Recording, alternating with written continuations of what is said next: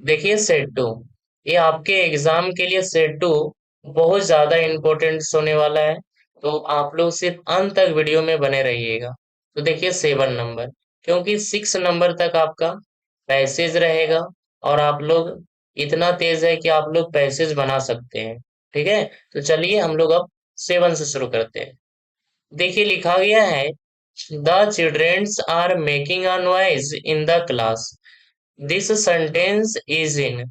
आपके पास जो ये सेंटेंस लिखा गया है, ये कौन सा सेंटेंस है? तो देखिए जहां पे इजारियम लगा हुआ रहता है वो आपका प्रेजेंट होता है, और आईएनजी लगा हुआ रहता है तो कॉन्टिन्यूअस होता है। तो हमारा क्या हो जाएगा? Present continuous, option number D. Option number हम लोग चलते हैं नेक्स्ट पे। लिखा गया है, the passive voice of. Sentence को हमको किस में चेंज करना है? पैसिव वॉइस में। कह रहा है M R Sharma is making a film. तो देखिए पेसिव वॉइस में सबसे जो आसान तरीका होता है स्टूडेंट्स, कि देखिए यहाँ पे क्या लगा हुआ है? I N G. क्या लगा हुआ? आई एन जी।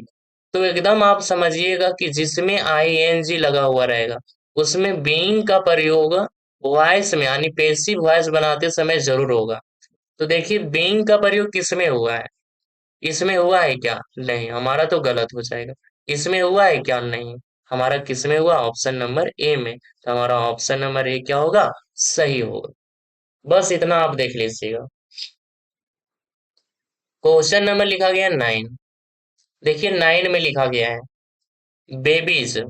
अब देखिए अगर यहाँ पे बेबी लिखा हुआ रहता, ठीक है, तो एक होता, लेकिन यहाँ पे क्या लिखा हुआ? बेबीज। तो हमारा एक से अधिक हो गया कि नहीं? प्लुरल हो गया। क्या हो गया हमारा? प्लुरल हो गया। तो आने वाला जो यहाँ हेल्पिंग वर्ब होगा या मेन वर्ब होगा, वो भी हमारा कैसा होगा जी? प्लुरल होगा कि नहीं? यस या नो? यस।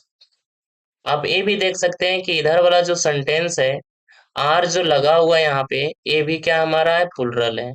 ठीक है, और किस में है? प्रेजेंट में है। तो इधर भी किस में रहेगा? प्रेजेंट में। तो देखिए हमारा जो क्राइज लिखा हुआ है, ठीक है, ये जो क्राई है हमारा प्लुरल है, क्राइज जो हमारा है ये सिंगुलर है। क्राइंग तो लगेगा नहीं क्योंकि आईएनजी लगा हुआ है, तो इसके पहले कुछ हेल्पिंग वर्ब चाहिए, तो हेल्पिंग वर्ब है नहीं। क्राइड यहाँ पे लगेगा नहीं, तो हमारा ऑप्शन नंबर हमारा सही क्या हो जाएगा? एक क्राई।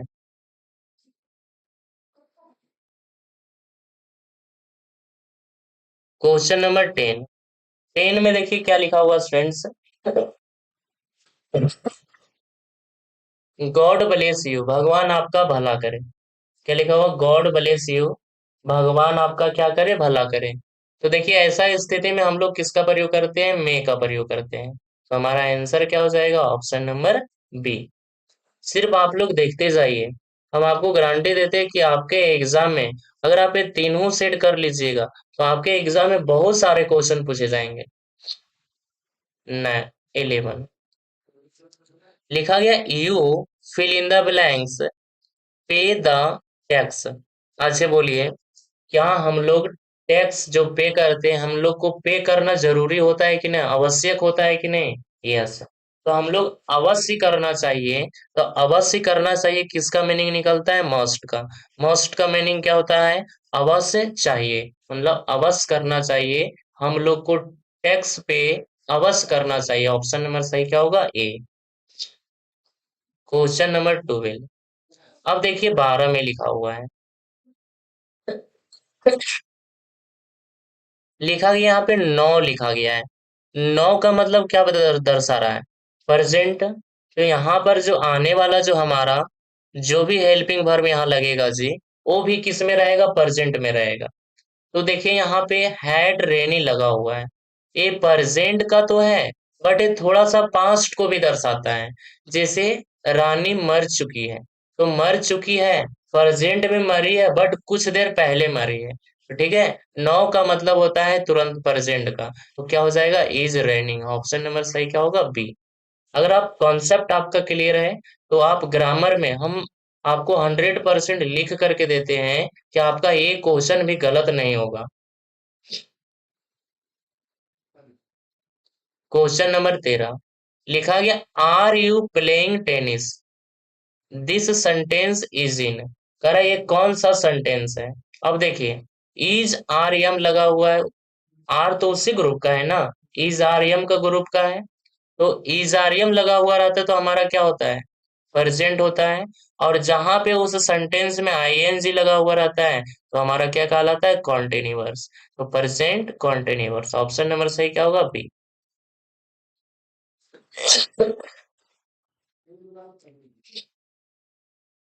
अब देखिए, अब आपके एग्जाम में सिर्फ ग्रामर ही नहीं रहेंगे कि आपका सैज सूट टेंस ये सब रहेंगे। आपके एग्जाम में लगभग 6 नंबर का आपके पास एक लेटर रहेगा, और लेटर को आपको फिल करना होगा। तो अभी एक लेटर हम आपको फर्स्ट में बताए थे, एक लेटर अभी बता रहे हैं, और एक लेटर और बताएंगे। अगर आप ये तीनों लेटर को कर लेते हैं तो 3 लेटर में से एक लेटर आपके एग्जाम में पूछे जाएंगे। ठीक है, सभी लोग को ओके ओके। तो देखिए लिखा हुआ है, अब देखिए यहाँ पे क्या लिखा हुआ, अमन। तो हम लोग सभी लोग जानते हैं कि अपना रिलेटिव के पास किसी के पास पत्र लिखते हैं तो डियर से लिखते हैं ना, यस। तो देखिए डियर लिखेंगे, क्या लिखेंगे, अब यहाँ पे देखिए dear, D double E R लिखा हुआ है, तो हम लोग ए डियर का प्रयोग ना करके हम लोग किसका प्रयोग करेंगे, D E A R. Option number हमारा सही क्या होगा, सी, डियर अमन।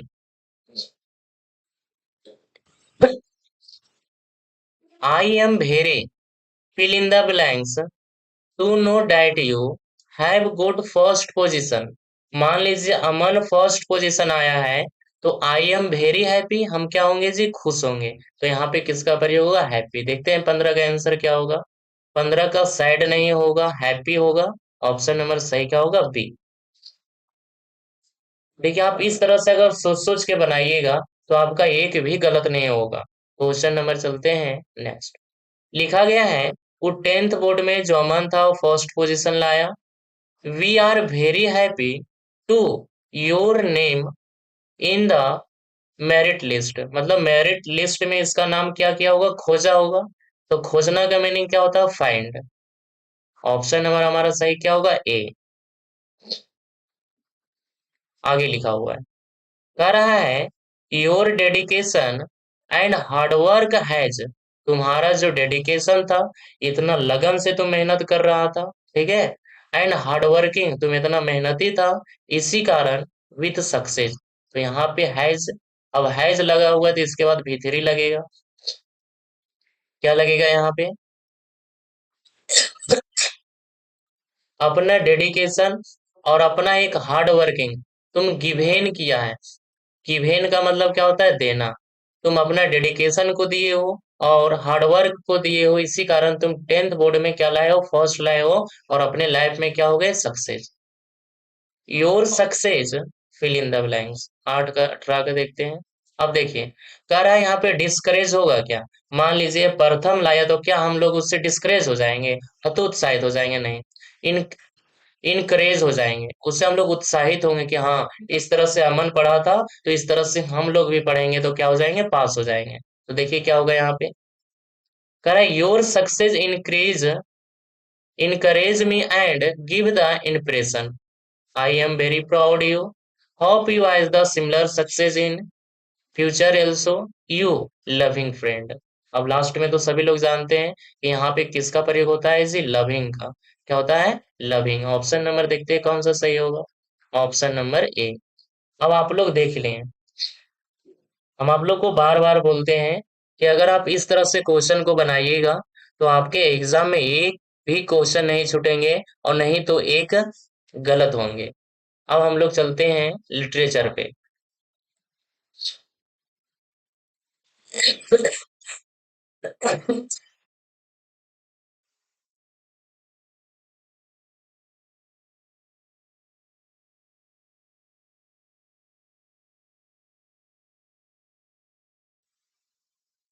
चलिए हम लोग देखते हैं लिटरेचर को। देखिए लिखा हुआ है, read the extract given the below, answer the question that's fellow. ठीक है, आपके पास कुछ एक्सट्रेक्ट लाइन, पोम का कुछ एक्सट्रेक्ट लाइन दिया गया है, उसे आप पढ़िएगा और नीचे क्वेश्चन है उसे आप बनाने का कोशिश करिएगा। तो सबसे पहले हम लोग छोटा सा पोम को पढ़ते हैं। लिखा गया है, he stalks in his vivid stripes The few steps of his catch on pads of velvet cute in his cute rags। तो आप लोग समझ गए होंगे कि ये जो छोटा सा एक्सट्रैक्ट लाइन लिया गया है, छोटा सा ये लाइन, एक किससे लिया गया है?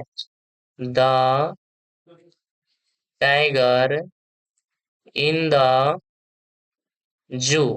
ये टाइगर इन द जू से लिया गया है, लिया गया है ना? यस। तो वही क्वेश्चन नंबर 20 में आपसे पूछा जा रहा है कि these line are taken from the poem. जो भी हम लोग ये पोम पढ़े थे, ये कौन सा पोम से लिया गया है? तो ये टाइगर इन द जू। ऑप्शन नंबर हमारा सही क्या होगा? ए। अब कह रहा है जो भी हम लोग ये लाइन को पढ़े थे, ठीक है, कह रहा who has retain this line. इस लाइन को लिखने वाले लेखक का क्या नाम है? तो देखिए, ऑप्शन है Robert Frost, Leslie Norris, Walt Whitman और रोबिन किलिन। तो सभी लोग जानते हैं, तो इसका आंसर क्या हो जाएगा? Option number B. क्या हो जाएगा जी? Option number B. A tiger in the zoo का लेखक का नाम क्या है? Leslie Norris. Question number 22। Where is the tiger? Tiger कहाँ था? अभी हम लोग देखे थे हीज कैज। टाइगर कहाँ था? कैज में, यानी पिंजड़ा में। तो क्या हो जाएगा? In the cage. Option number हमारा सही क्या होगा? ए। अब देखिए, कह रहा है what was the synonyms of anger. Anger का सिनोनिम्स क्या होता है? अब कुछ कुछ बच्चा को सिनोनिम्स नहीं मालूम होगा कि सिनोनिम्स हम लोग किसे कहते हैं। जैसे गुड का, गुड मीन्स क्या होता है? अच्छा। तो अच्छा का ही क्या और मीनिंग क्या हो जाएगा? नाइस मीन्स अच्छा। और एग्जाम्पल लेते हैं, जैसे इल। इल मीन्स क्या होता है? बीमार। और सिक का भी मतलब क्या होता है? बीमार। तो हमारा ये सिनोनिम्स हो गया। क्या हो गया हमारा? सिनोनिम्स। अगर यही आपसे एंटोनिम्स पूछता तो बैड। बैड का एंटोनिम्स क्या हो जाता? गुड। ठीक है, उल्टा। और लेकिन जो हमारा सिनोनिम्स होता है, इसका एक विपरीत मीनिंग, मतलब इसका एक और मीनिंग। एंगर का मतलब क्या होता है? गुस्सा। क्यूट का मतलब क्या होता है? शांत। तो ये तो मीनिंग निकला नहीं। रैग का मतलब क्या होता है? क्रोध। तब आप लोग समझ गए होंगे कि एंगर और रैग हमारा क्या खा रहा है? मैच खा रहा है। ऑप्शन नंबर सही क्या होगा? बी। क्वेश्चन नंबर 40 चलते हैं, 24।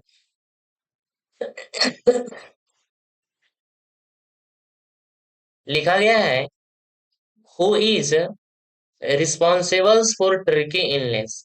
कह रहा है जो ट्रिकी बीमार हुआ था, ये किसका दोषी था? ट्रिकी का था, हॉस्किंग का था, मिस्टर पंफरी का था, या मिस्टर हैरियट का था? तो सभी लोग को मालूम है कि जो ट्रिकी इलनेस हुआ था, ट्रिकी जो बीमार हुआ था, ये किसका कारण था? मिस्टर पंफरी का। मिस्टर पंफरी को ऐसा लगता था कि जो ट्रिकी है वो भूखा है, माल न्यूट्रिशन का कमी है, तो उसे और खाना खिला खिला करके मोटा कर दिया, और उसका तबीयत भी क्या हो गया था? खराब हो गया था। Question number 25। लिखा who is the narrator in this story A Trump of surgery. A Trump of surgery में उस नारेटर का क्या नाम है? ट्रिकी नाम है, मिस्टर पंफरी नाम है, मिस्टर हैरियट, या अनिल? तो सभी लोग को मालूम है कि ये ट्रम्प ऑफ सर्जरी में नारेटर का क्या नाम है? Mister Herriot. चलते हैं क्वेश्चन नंबर 26। कह रहा है according to Mister Pumphrey Tricki was suffering from. Mister Pumphrey के अनुसार बताइएगा कि जो ट्रिकी था, वो सफरिंग क्या चीज से जूझ रहा था? एलर्जी से, माल न्यूट्रिशन से, फीवर से, या कोल्ड से? तो मिस्टर पंफरी को ऐसा लगता था कि जो हमारा ट्रिकी है, वो माल न्यूट्रिशन का कमी, कुपोषण का कमी है। तो बार बार उसे क्या खिला देता था? खाना। इसी कारण जो ट्रिकी था वो क्या पड़ गया था? बीमार पड़ गया था। Question number 27। कह रहा है in the thief story, chapter number 1 आप लोग पढ़े होंगे, the thief story. What was Anil doing when the boy meet him. जिस समय बॉय अनिल से मिला था, बॉय यहाँ पे कौन है? हरि सिंह। जहां पे बॉय आवे वहां पे समझ जाना, यहाँ पे बॉय कौन होगा? हरि सिंह। तो हरि सिंह जब अनिल से मिला था, तो अनिल डूइंग मतलब अनिल क्या कर रहा था?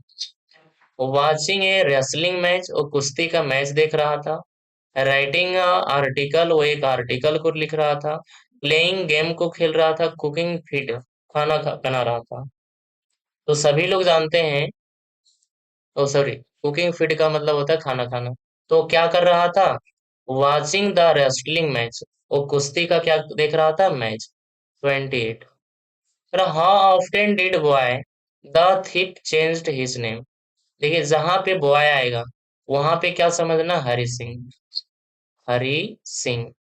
तो कह रहा हरि सिंह अपना नाम कब चेंज कर लेता था? Every day, every week, every month, every year. तो सभी को मालूम है कि हरि सिंह ने अपना नाम कब चेंज कर लेता था जी? Every month. ऑप्शन नंबर हमारा सही क्या होगा? सी। चलते हैं क्वेश्चन नंबर नेक्स्ट। अब देखिए 29-30 से क्या चीज का है? ग्रामर का है, ठीक है, ग्रामर का देखिए।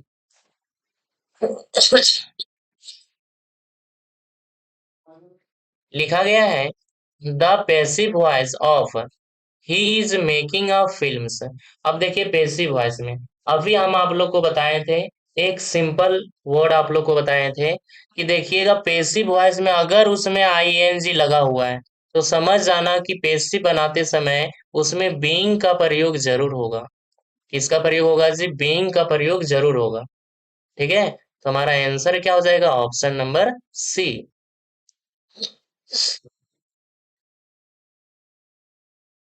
क्वेश्चन नंबर चलते हैं 30। कह रहा है transform the given sentence into the indirect speech. आपके पास सेंटेंस दिया गया है, इसे आप इनडायरेक्ट स्पीच में चेंज करिएगा। लिखा गया the teacher said the earth is round. ठीक है, टीचर ने बोला कि पृथ्वी घूमता है। ये तो हकीकत बात है जी, हम लोग भी जानते हैं कि पृथ्वी घूमता है। तो जब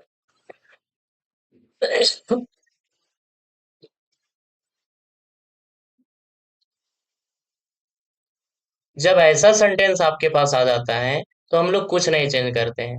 अब देखिए साइड के बाद ऑब्जेक्ट नहीं लगा हुआ है तो टोल्ड में चेंज करेंगे नहीं। यहाँ पे सेइंग लगा हुआ हमारा ये क्या होगा? गलत होगा। अब देखिए यहाँ पर भी सैड लगा हुआ है, यहाँ भी सैड लगा हुआ है, यहाँ भी सैड लगा हुआ है। ठीक है, अब देखिए यहाँ पे क्या लगा हुआ है? डेट। क्योंकि इनवाइटेड कोमा के बदले हमको क्या लगाना पड़ेगा? डेट। तो यहाँ पे डेट है, यहाँ पे डेट नहीं, यहाँ पर भी डेट नहीं है। तो ऑप्शन नंबर हमारा सही क्या होगा? ए। चलिए, हम लोग टोटल कितना देखे हैं जी? दो सेट को।